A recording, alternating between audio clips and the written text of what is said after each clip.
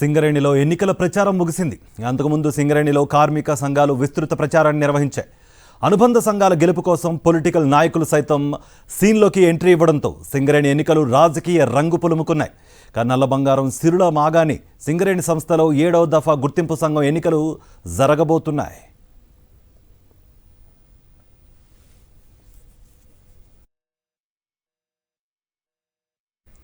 ఈ నెల 27న జరగనున్న సింగరేణి ఎన్నికలను అన్ని కార్మిక సంఘాలు ప్రతిష్టాత్మకంగా భావిస్తున్నాయి. విజయం కోసం విస్తృత ప్రచారాలను నిర్వహించాయి.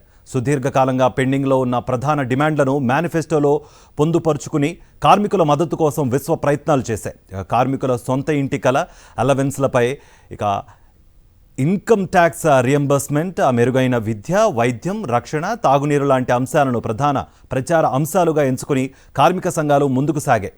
గత 2 పర్యాయాలు సింగరేణిలో గుర్తింపు సంఘంగా గెలిచి తిరుగులేని శక్తి ఎదిగిన బీఆర్ఎస్ అనుబంధ తెలంగాణ బొగ్గుగని కార్మిక సంఘం ఇటీవల అగ్రనాయకుల రాజీనామాలతో ఎన్నికల ప్రచారంలో చురుగ్గా పాల్గొనలేనట్లు తెలిసింది.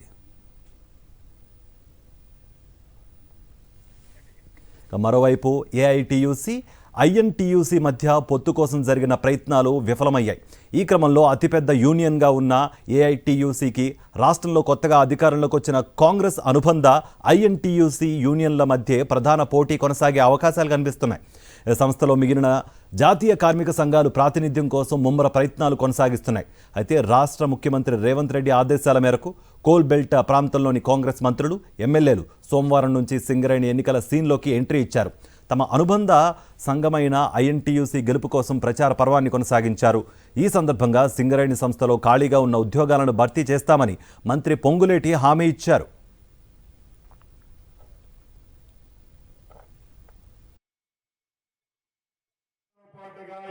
లక్షల రుణము లేని వడ్డీతో లేని రుణాన్ని అంతేకాదు కారుణ్య నియామకాలు గత ప్రభుత్వంలో కారుణ్య నియామకాలు అందరి ద్రాక్షలాగే ఉంది. ఆ ద్రాక్ష తినాలి అంటే 4 లక్షలు, 6 లక్షలు, 10 లక్షలు ఖర్చు పెడితేనే ఆ ద్రాక్ష పండు అందేది. అది నాకు తెలుసు. కానీ భవిష్యత్తులో మీకు చెప్తున్నాను, ఒక్క రూపాయి ఖర్చు లేకుండా నా కార్మిక సోదరులకి కారుణ్య నియామకాలు ఇప్పించే బాధ్యత మీ సీనియర్గా నేను చేపడతాను. మూడవది విద్య, వైద్యం. ఆనాడు అనేక వాగ్దానాలు చేశాం. సూపర్ స్పెషాలిటీ హాస్పిటల్స్ కడతాము 4 ప్రదేశాల్లో సింగరేణి ప్రాంతాలు అని చెప్పాం. రైట్, ఇక సింగరేణి సమరం, ప్రచారాలు అండ్ మిగతా అప్డేట్స్ సంబంధించి మరింత సమాచారం మా ప్రతినిధి రమణ అందిస్తారు. రమణ. కార్తీక్, అంటే మొత్తంగా సింగరేణి ఎన్నికల ప్రచారం నేటితో ముగిసింది. దాదాపుగా అంటే ఒక 10 రోజుల నుంచి కూడా ఈ ప్రచారం ముమ్మరంగా కొనసాగిస్తున్నారు.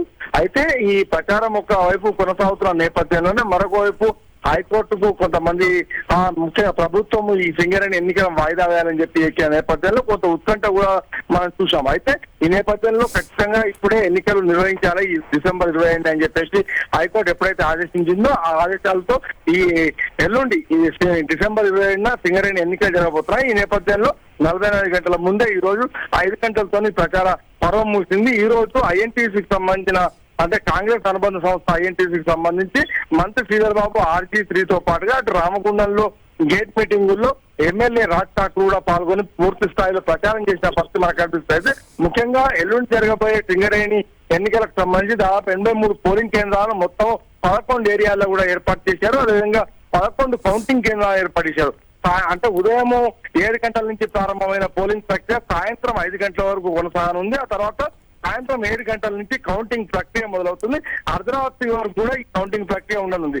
ఈ నేపథ్యంలో మొత్తంగా అధికారులు అయితే అన్ని ఏర్పాట్లు చేశారు. ముఖ్యంగా మనకి ఇక్కడ పరిస్థితి చూస్తే కనుక ఐఎన్టీయూసీ వర్సెస్ అదేవిధంగా ఏఐటీయూసీ మధ్య ఈ పోరు ఉండే పరిస్థితి అయితే కనిపిస్తుంది. మరొక వైపు ఇది ఒక టీబీజీ కేసు, అంటే బీఆర్ఎస్ అనుబంధ సంస్థ తెలంగాణ బొగ్గుగని కార్మిక సంఘంకు ఒక సవాల్గా కూడా మారనుంది. ఈ నేపథ్యంలో మరొక వైపు సిఐటి కూడా ఈ పోరులో కొంత ముందుంది. మొత్తంగా చతుర్ముఖ పోటీ అయితే మనకు సింగరేణిలో కనిపిస్తుంది. Karthik. Right Ramana, thank you for the brief.